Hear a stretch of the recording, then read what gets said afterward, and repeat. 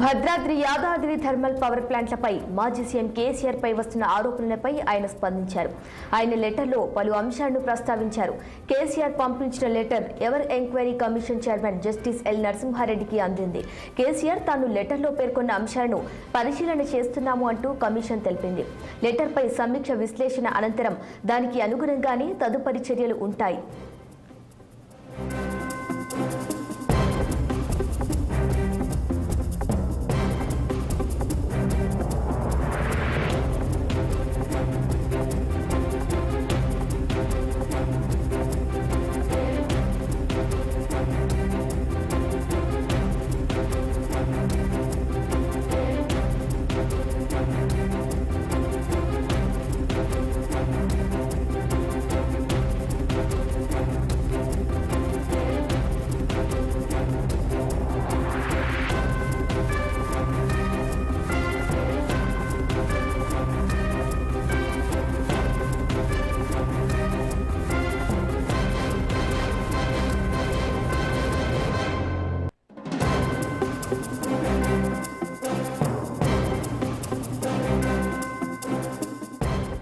Bhadradri Yadadri thermal power ప్లాంట్లపై మాజీ CM KCR పై వస్తున్న ఆరోపణలపై ఆయన స్పందించారు.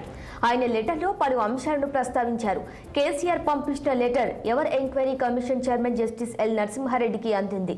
కేసీఆర్ తాను లెటర్లో పేర్కొన్న అంశాలను పరిశీలన చేస్తున్నాము అంటూ కమిషన్ తెలిపింది. లెటర్పై సమీక్ష విశ్లేషణ అనంతరం దానికి అనుగుణంగానే తదుపరి చర్యలు ఉంటాయన్నారు.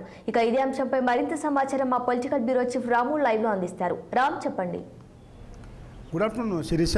ఏదైతే గత బీఆర్ఎస్ ప్రభుత్వ హయాంలో విద్యుత్ ఒప్పందాల కొనుగోలు విషయంలో జరిగిన అవినీతి పైన రాష్ట్ర ప్రభుత్వం జస్టిస్ నరసింహారెడ్డి ఆధ్వర్యంలో విచారణ కమిటీ వేసింది. ఈ విచారణ కమిటీ గత కొద్ది రోజులుగా కూడా పలువురు అధికారులతో పాటు పలువురు నిపుణులను కూడా పిలిచి విచారిస్తుంది. అయితే ఈ నెల 11వ తేదీన ఆయన జస్టిస్ నరసింహారెడ్డి తన కార్యాలయంలో మీడియాతో మాట్లాడుతూ విచారణ కొనసాగుతూ ఉంది, అనేక మంది నిపుణులను కూడా పిలుస్తున్నాము, విద్యుత్ సంస్థకు సంబంధించిన మాజీ అధికారులు ప్రస్తుత అధికారులను కూడా పిలిచి అప్పుడు జరిగిన ఛత్తీస్గఢ్ కానీ భద్రాద్రి కానీ యాదాద్రి కానీ ఈ 3 ప్రాజెక్టుల విద్యుత్ ఒప్పందాలపై అసలు ఏ విధంగా ఒప్పందాలు జరిగాయి, ఏ విధమైన అంశాలు పరిగణలోకి తీసుకున్నారు, టెండర్ ప్రక్రియ లేకుండా నామినేషన్ ప్రక్రియ ఏ విధంగా తీసుకున్నారు, అదేవిధంగా బిహెచ్ఎల్ కంపెనీ సంబంధించిన విషయాలపైన కూడా విచారిస్తున్నామని చెప్తూ అప్పటి ముఖ్యమంత్రి బీఆర్ఎస్ పార్టీ అదే కేసీఆర్ కూడా నోటీసులు ఇచ్చాము, ఈ నెల 15వ తేదీలోపు సమాధానం ఇవ్వాలని కూడా చెప్పామని చెప్పడం జరిగింది. ఆ నేపథ్యంలోనే కేసీఆర్ కూడా నిన్న జస్టిస్ నరసింహారెడ్డి చేసిన వ్యాఖ్యలన్నీ కూడా సంబోధిస్తూ 12 పేజీల లేఖను జస్టిస్ నరసింహారెడ్డి కమిషన్కు అందజేయడం జరిగింది. అందులో మొత్తం పూర్వపరాలు, తెలంగాణ రాష్ట్రం ఏర్పాటు, తెలంగాణ రాకముందు కరెంటు పరిస్థితి ఏంది, తెలంగాణ వచ్చాక ఈ 10 ఏళ్ల పాటు కరెంటు పరిస్థితి ఏంది, ఉచిత విద్యుత్ ఇచ్చిన నేపథ్యం ఏంది, అసలు ఆ సంస్థలతో జరిగిన ఒప్పందాలు కానీ ఇవన్నిటిని కూడా ఆయన పొందుపరుస్తూ అనేక విషయాలు వెల్లడించడం జరిగింది. దాంతోపాటు అసలు కమిషన్ వేయడమే ఒక పెద్ద తప్పు. అది ముఖ్యమంత్రి రేవంత్ రెడ్డికి కనీసం ఇంకిత జ్ఞానం లేకుండా ఈ కమిషన్ వేశాడు. దానికి ఎలక్ట్రిసిటీ కమిషన్కు సంబంధించిన ఎలక్ట్రిసిటీ రెగ్యులేటరీ కమిషన్ ఈఆర్సీ అనే సంస్థ ఉండగా దానికి లోబడే ఏ చర్యలు తీసుకున్నా జరుగుతాయి, అసలు ఒప్పందాలు అనేది కూడా ఈఆర్సీ ద్వారా జరుగుతాయని చెప్పి ఆయన పొందుపరచడం జరిగింది. అసలు జస్టిస్ నరసింహారెడ్డి వెంటనే వైద్యులు కానీ మీరు తెలంగాణ బిడ్డ, మీరు ఆనరబుల్ జస్టిస్ నరసింహారెడ్డి గారు, మీకు అన్ని విషయాలు తెలుసు కానీ మీ మీద రాజకీయ ఒత్తిళ్లకు లోబడి మీరు ఈ విధమైన నా పైన వ్యాఖ్యలు చేశారు, నన్ను వ్యక్తిగతంగా బాధించాయని కూడా ఆయన ఆ లేఖలో స్పష్టం చేయడం జరిగింది. దానిపైన కొద్దిసేపటి కింద తెలంగాణ భవన్లో కూడా మాజీ విద్యుత్ శాఖ మంత్రి జగదీశ్వర్ రెడ్డి కూడా నరసింహారెడ్డి చేసిన వ్యాఖ్యలు కానీ నేను కేసీఆర్ చేసిన లెటర్లో పొందుపరిచిన అంశాలు కానీ ఇవన్నీ కూడా సంధిస్తూ ఆయన కూడా మీడియా సమావేశంలో పూర్తి వివరాలు చెప్పడం జరిగింది. అయితే ఇవాళ కేసీఆర్ లెటర్ పైన జస్టిస్ నరసింహారెడ్డి కమిషన్ ఏదైతే ఉందో ఆ కమిషన్ తరఫున ఆయన మీడియాతో చిట్చాట్ చేస్తూ పలు అంశాలు సంబోధించడం జరిగింది.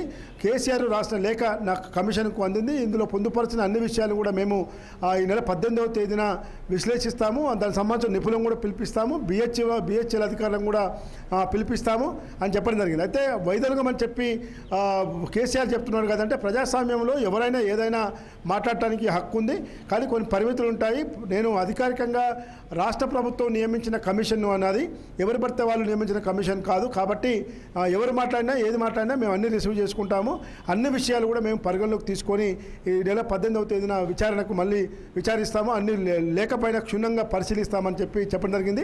ఇంకా దానికి సంబంధించిన అధికారులను కూడా పిలిచి విచారిస్తాము. లేకపోయినా సమీక్ష అనంతరం తదుపరి చర్యలు ఏ విధంగా ఉంటాయి అని చెప్పి కూడా ఆయన స్పష్టం చేయడం జరిగింది. అయితే గతంలోనే ఒకవేళ కేసీఆర్ రాసిన లేఖ కనుక సంతృప్తిగా లేకపోతే ఖచ్చితంగా కేసీఆర్ను కూడా ప్రత్యక్షంగా విచారణకు పిలుస్తామని కూడా ఆయన కమిషన్ నరసింహారెడ్డి చెప్పడం జరిగింది. కాబట్టి ఇది ప్రస్తుతం చూస్తే గత బీఆర్ఎస్ ప్రభుత్వం చేసిన ఒప్పందాల విషయంలో ఇటు కాంగ్రెస్ పార్టీ ప్రభుత్వం ఏదైతే అసెంబ్లీలో చర్చ జరిపింది, ఇటు కమిషన్ వేసింది, కమిషన్ ద్వారా కేసీఆర్ను టీఆర్ఎస్ను భయభ్రాంతులకు గురి చేయాలని చూస్తుంది తప్ప బీజేపీ కాంగ్రెస్ ఒకటై చేస్తుంది తప్ప మిగతా ఏం లేదని చెప్పి కూడా జగదీష్ రెడ్డి స్పష్టం చేయడం జరిగింది.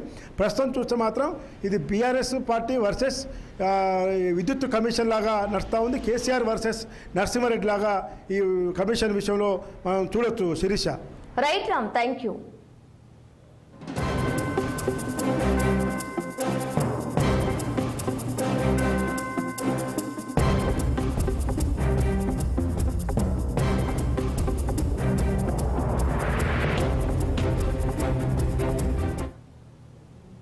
నీటిపారుదల, ఆహార, పౌర